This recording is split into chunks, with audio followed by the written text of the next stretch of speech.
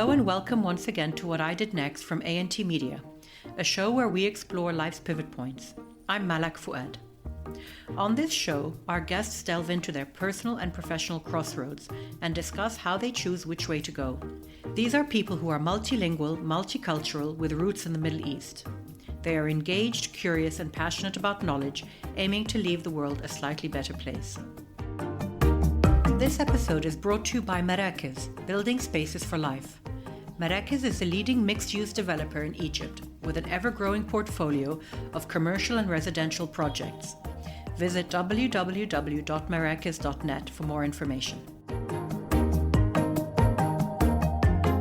My guest today comes from the world of advertising. Ali is the co-founder of Good People Films and is one of the most highly respected and sought-after advertising directors around. The Gunn Report named him one of the 10 most awarded directors in the world, and AdWeek placed him amongst the top 10 most exciting directors of 2020. After studying computer science as an undergraduate, Ali realized that he preferred storyboards to motherboards and made the transition, first to fine arts and then to advertising. He has lived a peripatetic life, growing up in different countries and living in several European cities in the course of his career. As you'll hear, Ali's cultural influences are quirky and off-center, and this comes across strongly in his work, penetrating the look and feel of the imagery and atmosphere, as well as the funny dialogue of his ads. It was his directorial debut for Panda Cheese that catapulted him into the big leagues, with his Never Say No to Panda campaign earning him the coveted Silver Lions Award. The ad went viral, not to mention earning itself a cult-like following along the way.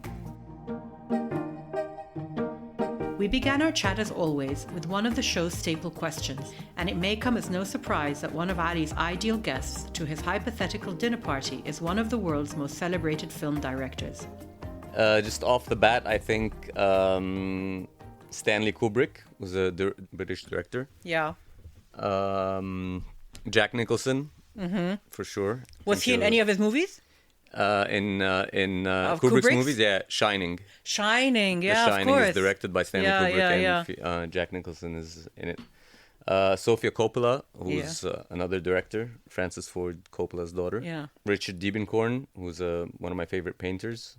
I don't know him. What sort of art is it? He's part of the San Francisco Bay Area movement, which is in 1965 to 1985. So they started after abstract expressionism in New York. Mm-hmm. They moved to the West Side, and he was like at the forefront of that. What about him do you like? His paintings. I just love his work. It was a big inspiration to me to start painting, and he was introduced to me by my art teacher in AUC. Oh wow, how interesting. I think that's the list. Anyone like personal, family, friends that you would want to include in the mix? I'd love to have my dad back. That'll be good.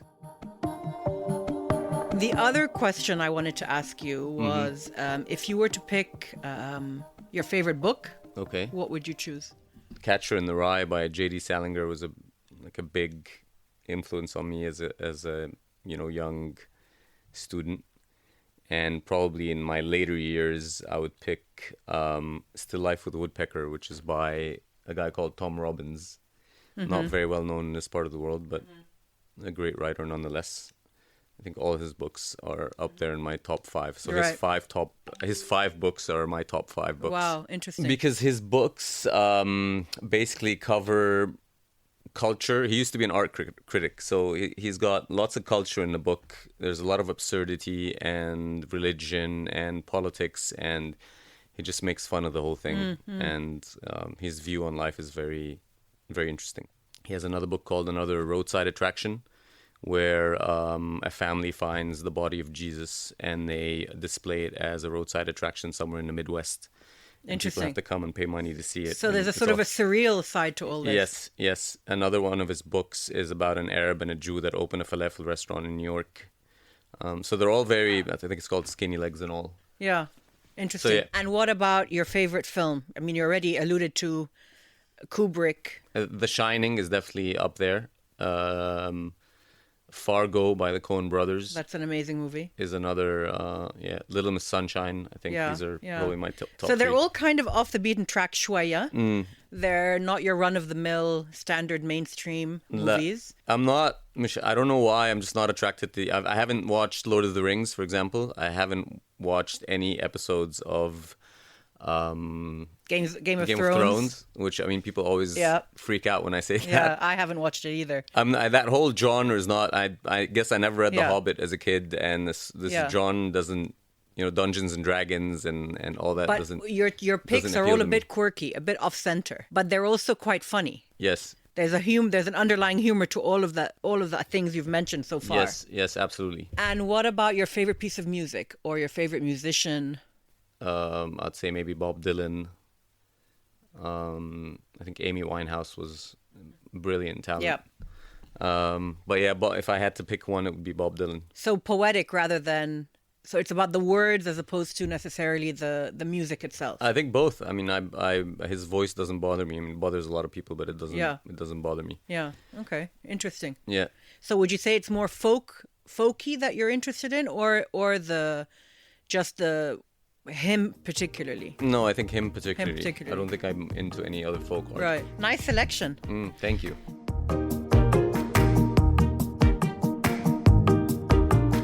So I know that you grew up in Egypt. Yes. You went to university here, and then you did postgraduate study in the States. Would you say that was a particular turning point for you when you actually left and decided to pursue more of an artistic career after having done, which I believe was computer science at AUC? Absolutely. I mean, I studied computer science with a minor in electronics to get like an engineering degree, because computer engineering did not exist at the time. It does now, but it didn't at the time. So you had to kind of design it yourself. And in my junior year of college, I started taking some art electives just by chance. And I got sucked into that big time. And I remember you telling me that your father was very keen on you doing a sort of a standardized kind of degree. Yes. That Definitely engineering before, if you want to be an artist, you need to finish engineering first and then be an artist. My father, ironically, was also a painter. I mean, he was a Sunday painter. Like, he'd paint in his free time. But he was a great painter. And so that was, the day I graduated, I said I'm done with computer science, and, I wanted to do art.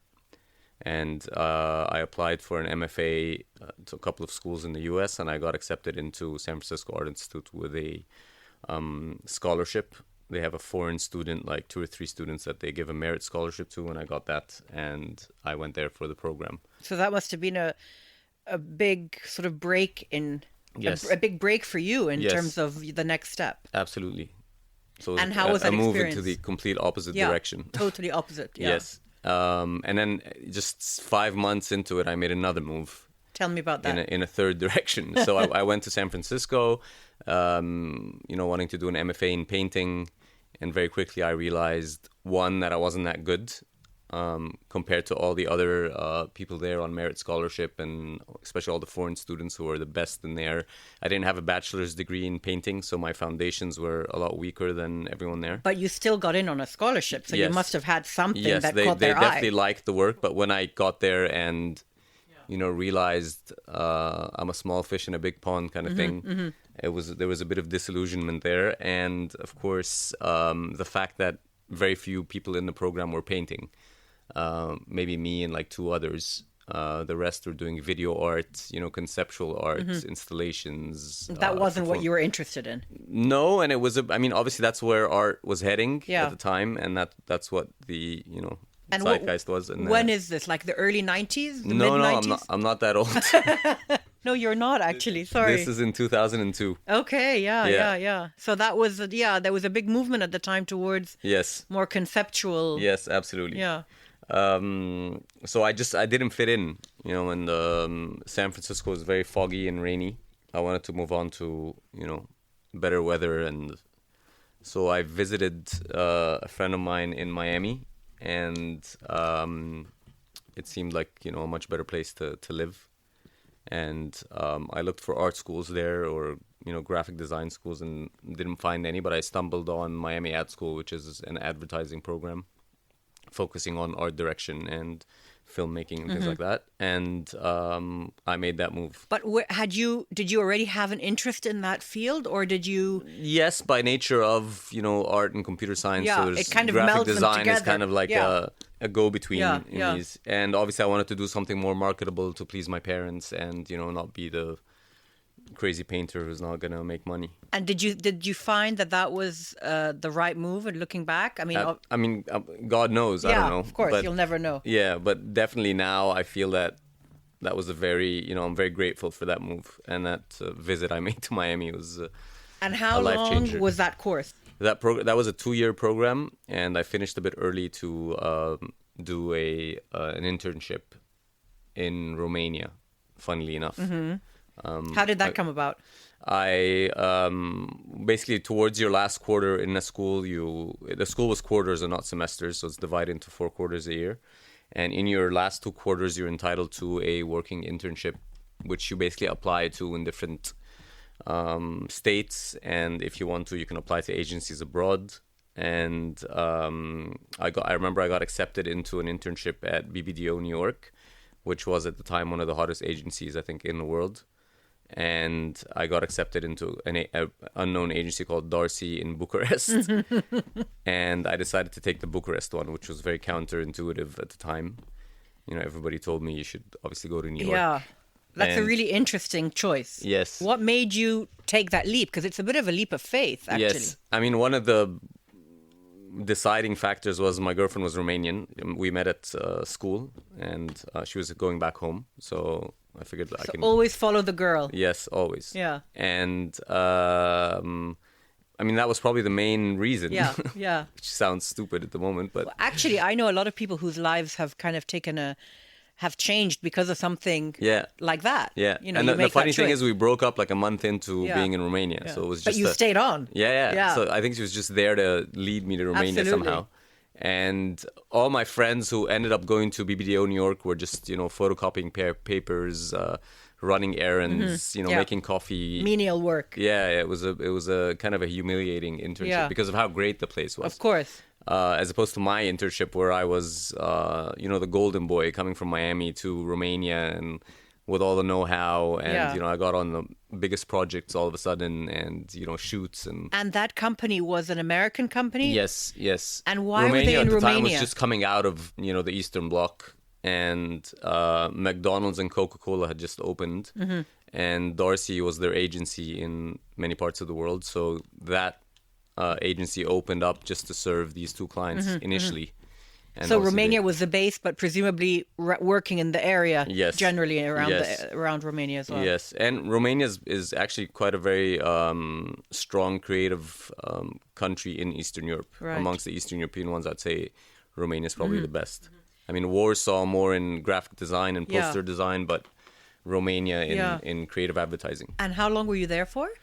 A year and a few months, just over a year. And what did you learn? Or how did that shape your next move? Yeah, so basically I'd say I learned confidence and, a bit of art direction from my creative director there, who was a guy called Mihai, who was very, very meticulous about art direction and design and typography and stuff like that. So it was very helpful to work under him.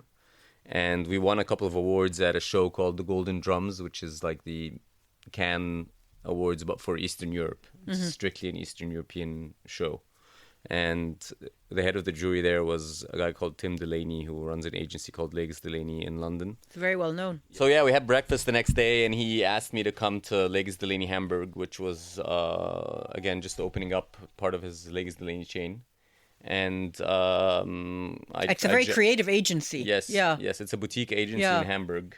They had a lot of accounts at the time. They had Gruner & Jahr, which is the biggest publication house or publishing house in Germany, and they had De Stern, which is the biggest magazine there. They had Skoda, the car. They had Orangina. They had a couple of interesting accounts.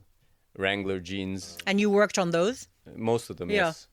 And so I moved to Hamburg. That was another pivot. Right. What was that pivot like for you? I mean, was it a pivot obviously in terms of your profession? You went up the ladder. Yes, absolutely. But did it also pivot for you personally? Were there things that you were Yes, single at the time, yes, so you were able to move around quite freely? yes. And obviously the German culture leaves its mark on anyone who's lived there. Germany is very polarizing. It's not, Really? yeah, you can't live in Germany and leave unaffected. Really? In what way? Yes. Just everything. Germans are very, I think they're very correct in many things. And they. Do you speak the language? No. Was that a problem? Very little. In a lot of, yeah, in a sense, yes, but they'd always, speak in English for me in the meetings. And, Yeah. but there'd always be the occasional, Ali, we're going to do auf Deutsch now, and they turn German. But I mean, I wrote all my copy in English and someone would translate it. My copywriter was German. And I'd never heard of anyone saying Germany is polarizing. No, I mean, it's not polarizing. It's a very dominant culture that rubs off on you and leaves you with a lot of things that stay with you forever. Like what? How did like that? Bike riding, like love of nature, like just the simple life they have. Like all the buildings don't have elevators. Like climbing up, I lived on a 5th floor and I'd go up the stairs with bags and shit. Really? Yeah.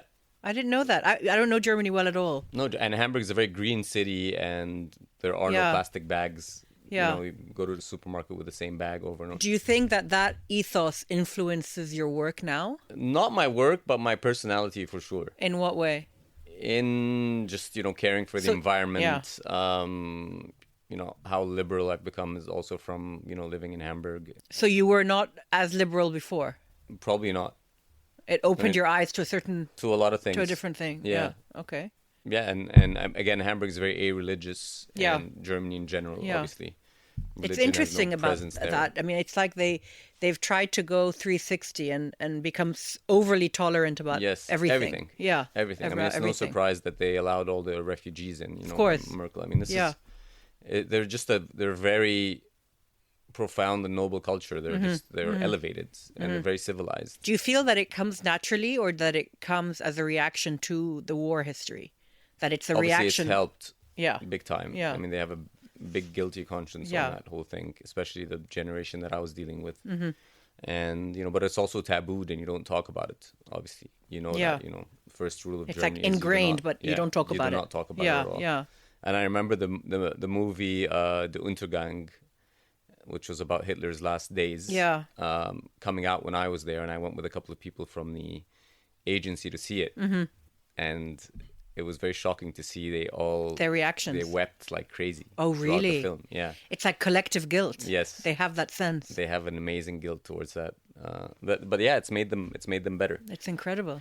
Yeah, but I mean, I don't have much to say about their advertising. I mean, Germans are very rational, obviously, and advertising, or at least good advertising, comes from the heart. Yeah, it's emotional. Yes, it's emotional, comes from the heart, comes from the gut, and they are very rational about their advertising. They research everything, and their ideas are very cerebral and not So did you find funny. For you that you reached a ceiling very quickly because you were not... No, I mean... You didn't think in that way? I mean, again, I went there with a very high image of German advertising, thinking it's like the best, and again disillusionment, and they're not really that good. Well, you can say that, but you can also say perhaps that you took what you needed to take from them. Yes, in terms of what you could learn. Yes, and then move on to the next phase. Yes, absolutely. And I'd say that's graphic design is huge in Germany. Every presentation looks their decks look perfect and neat, and So yeah, I worked again under an creative director called Herman Waterkamp, he's one of the guys that designed the Audi logo. Like he's up there. He's an icon.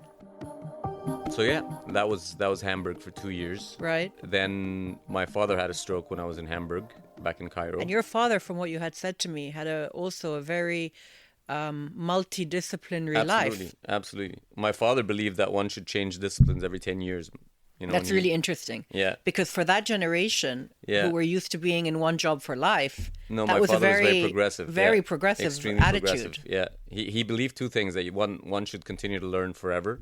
Yeah. Education is not something that's limited to your early years. Absolutely. You should constantly be learning and going to schools and taking classes and stuff like that, and that one should switch careers every 10 years. And that's what he's done.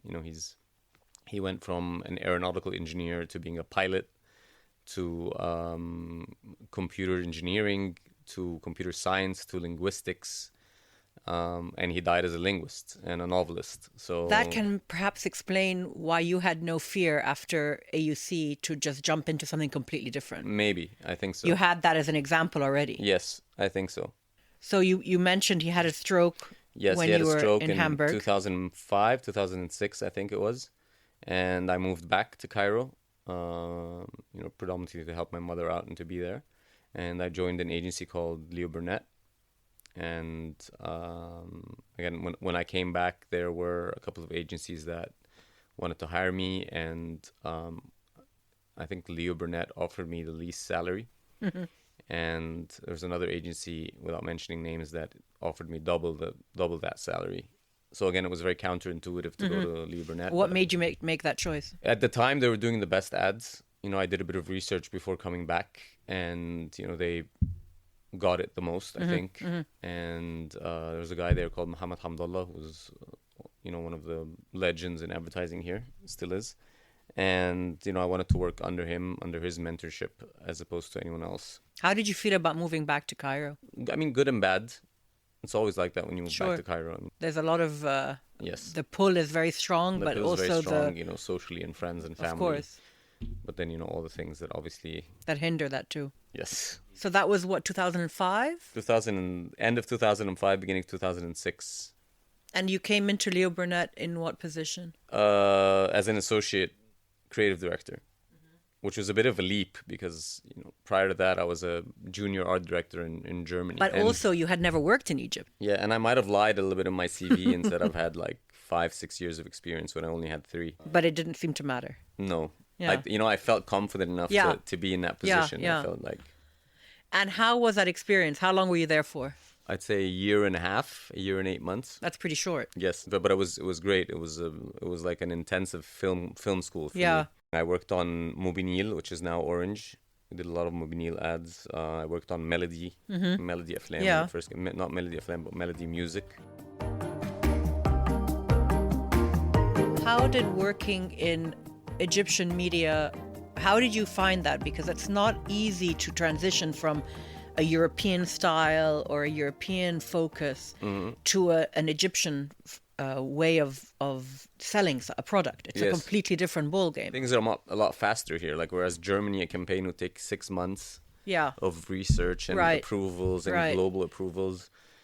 We'd get a brief from Mobinil that wants to air next week. Oh, really? That fast? So it's a very different pace. But even how you're approaching it from a content perspective, your audience is a completely different animal in Egypt to what it is in Europe or in the States. Yes. How did you make that transition? I think it came very gradually. I mean, I think probably the first 6-7 months I was just soaking everything in. Yeah. Trying to understand how it works here. But it was a lot of fun writing ads for your same culture. Sure.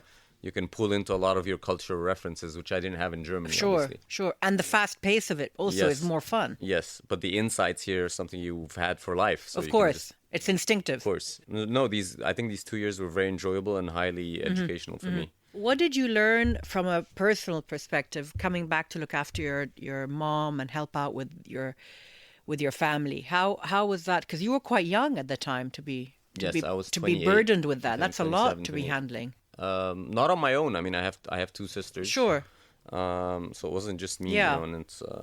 But it's still a big responsibility. Yes, but it felt good being back. I think it was the right thing to do, and it was the right place. You were at the ready right to time. leave maybe where you were also. Yes, and Germany is a lot slower as well. I mean, my copywriter in Germany at the time, who was more senior than I was when I joined the agency, is still pretty much a senior copywriter now, or an associate creative director. Yeah, more stagnant. The 15 years later. The ladder yes. is less... Yes, we basically plateau, and moving up is very rigid, and whereas here it's like skyrocketing. You don't get... So looking back now, it's been 15 years that you've been back. I didn't stay back. You didn't stay back? No. So what did you do next? I move every 2 years or so. So from Leo Burnett, I moved. I had a very brief stint at JWT in Cairo for 3 months. 3 months? Yes. Wow, that is short. That is very short. Yeah. They basically doubled my salary, what I was making at Leo Burnett at the time. It was a very kind of monetary move. And 3 months later, I realized I'm not learning at this place. It's not for me. Right. And I didn't respect my creative director at the time, who was my boss. I came there as creative director, but I had an ECD above me. Again, not mentioning names, but I Right. had very little respect for him. Fair enough. When you have a bad boss or a boss you don't get along with, it Yes. completely Yes. ruins everything. Exactly. Yeah. And at the time, I got approached by an agency in Dubai, Right. coincidentally. So I wanted to leave, and they approached me, so it was a no-brainer. Mm-hmm. And I wanted to give Dubai a try. So I went to Dubai for a year and a half with FP7 as a creative director. Strong agency. Strong agency, lots of local clients Yeah. in Dubai, and but didn't like it at all. Yeah. Didn't like being in Dubai. But I think also that sort of environment, it's very corporate. It's very Exactly. standardized. Yes, very corporate, big building with Yeah.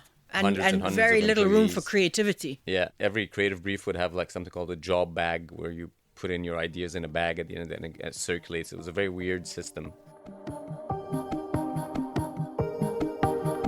Before we met for today's show, I had listened to a conference that you had done in Durban, Yes. in South Africa. Yes. And it was, I think, the top 20 things I hate about advertising. 10 stupid things I learned in advertising. 10 stupid things I learned in advertising. And it's hilarious. Of good ads and good fun. But unfortunately, you meet a lot of people who take this job too seriously. And they make you feel like the deadline is the end of the world. Or, that PPM document is the most important thing ever, But no one dies when you don't air on Tuesday, So... It's very cynical. Mm-hmm. You seemed pretty fed up with the environment you were working in at the time. Yes, that was after I left advertising. I was directing at the time. This was in 2015, I think. Mm-hmm. So that's only 5 years ago. Yes, I had been directing for maybe 4 years, and I had already quit advertising. Yeah. As like agency life. So that was, looking back. Yeah, it was pretty funny though. Yeah. And it was pretty accurate. Yeah. So tell us about what you're doing now. I'm a director at the moment. I also co-founded a production house 3 years ago called Good People, which very recently merged with a digital agency called Kijami. Mm-hmm. So now we're called GP&K, and we are a full media agency from production to. We call ourselves a digital agency because by default any agency today is exactly. It's always digital now. Yes, of course. If you're not, you're a dinosaur. Of course. But what is the work you actually do? It's Bardo advertising. Yes. It's within the advertising space. Absolutely, yes. It's but advertising. You're your own entity. You don't work Yes. for an agency. No, You are an agency. I still direct, so I could direct spots for different agencies. I'm working on one with Leo Burnett now at the moment for Orange, and we also write and direct our own stuff. But does that mean that the industry itself is changing? If you are now an independent agent, but advertising agents are hiring you, how does that work? Don't they normally do things in-house? I think at the moment there's a lot of it's being deconstructed. In the past it was always the four big names. Yeah. Everybody worked with them. And it was all in-house. Yeah. Now it's the polar opposite. Right. There's a lot of small boutiques and small shops, and brands are diversifying who they work with. And, so Pepsi has always been BBDO. Yeah. Now Pepsi briefs out all their briefs to all the small agencies and independent agencies. So it's a very natural progression given the digital era that we're in. Do you think, though, advertising as well is taking a bit of a leaf out of the indie movie book? Yes. There is a lot of that feel Yes. where the big brands are now looking for alternative Absolutely. imagery and creativity. It's not the standardized and mainstream also, anymore. And also it's powered by technology because there's no barrier to entry anymore. Any two guys in Masr Gadida in an apartment can shoot an ad on their iPhone and make it great if it's creative enough, and it would run on YouTube or Vimeo or whatever. And as a creative director, are you very conscious of the idea of producing something that will go viral, knowing Yes. that that's exactly how things are today? I think you cannot predict virality. No. It's very funny because a lot of times you get a client that says, I want a viral ad, and Yeah, viral ads either happen or they Absolutely. don't. It's not a guarantee. absolutely. But with time, you get a gut feeling that this is, Yeah. this is going to resonate with people. And I think for that, do you have to have a universality, or do you have to be very localized in your approach? In my experience, a lot of the ads I've done that have been local are the ones that viraled in Egypt, at least. That had a local joke or, But there have been a couple, like the Panda Yes. advertisement that you Yes. did that went Yes. global. Yes. And yet it's it viraled extremely globally. local. Yes. How Absolutely. can you explain that? That's kind of an That anomaly. it was a freak Yeah. phenomenon. Yeah, honestly. yeah. I mean, Panda has over 200 million views on YouTube. Probably because it's completely surreal. Yes. And It transcends borders. yes. And it's, I was in Italy once and in Capri, actually, in a small bar. And the guy had a "Never Say No to Panda" poster behind the bar. And I told him I did this ad. And he didn't believe me, of course. Yeah. That's a And really then- weird feeling. Yes. And he, gave us shots and drinks for Yeah, free and stuff. yeah. He was a big fan. A friend of mine got me a "Never Say No to Panda" t-shirt from China. So they're being Wow. sold, Yeah, yeah. counterfeit Yeah. t-shirts, mugs. But they probably are being produced without even realizing Yeah, what they of course, are. of course. They just like the Yeah, slogan. it just became a culture. It became a thing. The GIF of the panda destroying the desk is Yeah, still very yeah. much circulated today. Yeah. Every now and then someone sends it to me from, Facebook or Instagram So yeah, I mean that was I got very lucky very Yeah. early in my career because that was one of the first campaigns I directed. And that was with which agency? That was with Elephant. In Cairo. Yeah. So out of the things we've spoken of, or maybe things we haven't spoken of, what would you say was a major pivot for you? Or a major moment where you were faced with a fork in the road and you decided consciously to go either this way or that way? I think two major forks. One was when I quit art for advertising. And that was a big, kind of the selling out. In your studies at the beginning? Yes. Yeah. When I left San Francisco for Miami Ad School, basically. And another major fork is when I quit advertising to direct.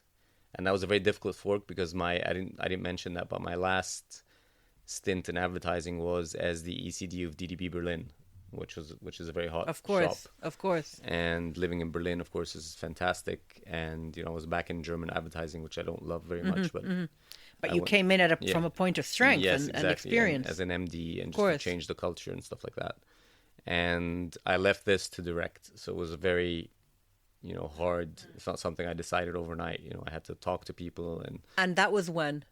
and that was in 2012. Again, the agency held on to me very strongly, and they became very antagonizing when I insisted on leaving. It wasn't easy, Right.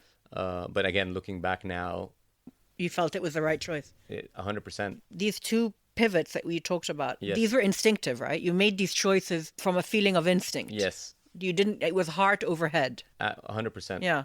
The head said the complete opposite Yeah. every time. Yeah. In your heart of hearts, you always kind of know what it is. For sure.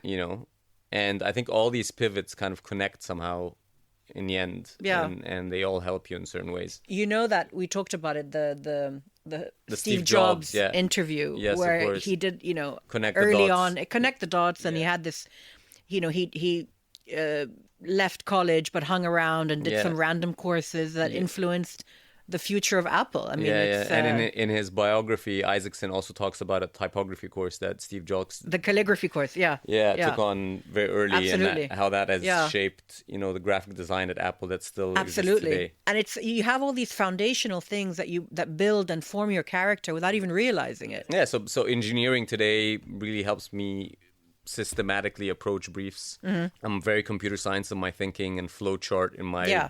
process. And that probably helped you navigate Germany. Yes. As well. Having that Absolutely. background, Logic, yeah. you understood on a deep level how the country functioned. Yes. So what's next for you, Ali? Hopefully features. I'm working on a short now and also developing a series. So I have a couple of projects in parallel. In Egypt? Yes. Arabic language or English language? Arabic language. Arabic language. Yes. And you write in Arabic or you write in English? Both. You're comfortable in I both? I write the descriptions in English and I write the dialogue in Arabic. So that's what, are you doing that full time? No, No, I'm still running Good Right, People and, right. and directing and writing ads. Interesting. Yeah. Need to pay the bills. Amazing, Ali. Thank you. You're welcome. That was great. Thank I'm you. very glad we did this. Yes, me too.